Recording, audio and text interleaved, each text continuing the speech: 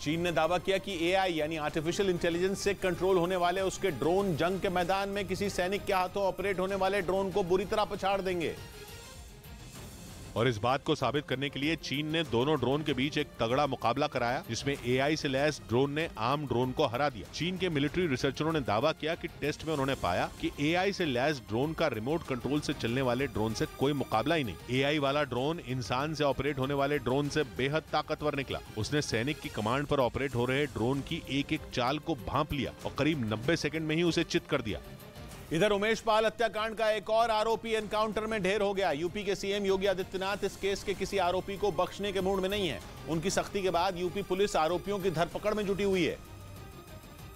और इसी दौरान उमेश पाल हत्याकांड का एक और आरोपी उस्मान चौधरी एनकाउंटर में मारा गया। उस्मान यूपी और मध्य प्रदेश के बॉर्डर के पास छिपा था, लेकिन जैसे ही वो किसी से मिलने प्रयागराज पहुंचा, पुलिस से उसकी मुठभेड़ हो गई। इस स्पॉट पे मैं मौजूद हूँ, इसी स्पॉट पे पुलिस ने एनकाउंटर किया है। पुलिस का कहना है कि उमेश पाल पर पहली गोली उस्मान ने ही चलाई थी और इसीलिए उसकी तलाश की जा रही थी। जो आदमी वीडियो में साफ फायरिंग करते दिख रहा है, उसके बारे में और उसी पे कार्रवाई की गई है।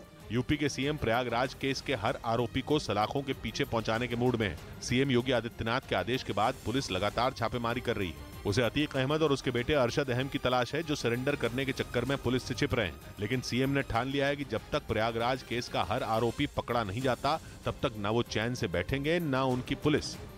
इस बीच प्रतिबंधों की मार झेल रहे ईरान ने अपने यहां लिथियम का बड़ा भंडार मिलने का दावा किया। लिथियम का इस्तेमाल इलेक्ट्रिक कार, लैपटॉप और मोबाइल फोन जैसे उपकरणों की बैटरी बनाने में किया जाता है, जिसके लिए कई देशों की तरह ईरान भी दूसरे देशों पर निर्भर है। लेकिन अब उसका दावा है कि अहमदान प्रांत में उसे करीब 86 लाख टन लिथियम का बड़ा भंडार मिला है। इसे दुनिया का 5वां सबसे बड़ा लिथियम का भंडार भी बताया जा रहा है। लिथियम की इतनी बड़ी खोज ईरान के लिए रणनीतिक रूप से काफी अहम साबित हो सकती है, क्योंकि ईरान के तेल पर अमेरिका और दूसरे पश्चिमी देशों ने कड़ा प्रतिबंध लगा रखा है। और अगर ये खोज कामयाब होती है तो तेल पर आधारित ईरान की अर्थव्यवस्था का पूरा चेहरा ही बदल जाएगा।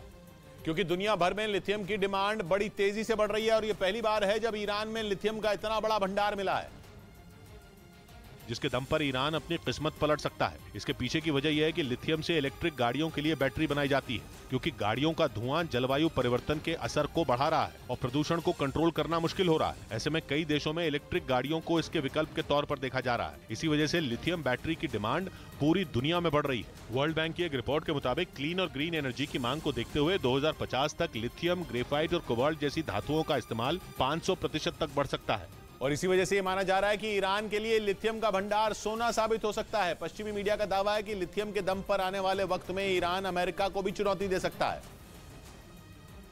क्योंकि हमेशा से ही अमेरिका ईरान का सबसे बड़ा दुश्मन रहा है। यूक्रेन युद्ध के दौरान तो अमेरिका और इजरायल के साथ ईरान का तनाव चरम पर पहुंच गया है। कुछ रोज पहले ही पश्चिमी मीडिया ने दावा किया था कि ईरान परमाणु बम बनाने के बेहद करीब है, जबकि ईरान के परमाणु कार्यक्रम से लेकर उसके तेल पर अमेरिका समेत यूरोप के कई देशों ने प्रतिबंध लगा रखा है। लेकिन ईरान किसी भी सूरत में उनके आगे झुकने को तैयार नहीं है। वो चोरी छिपे अपनी ताकत बढ़ाने में जुटा है और अब लिथियम का भंडार मिलने के बाद ईरान का दावा है कि उसकी अर्थव्यवस्था को नई जान मिलेगी।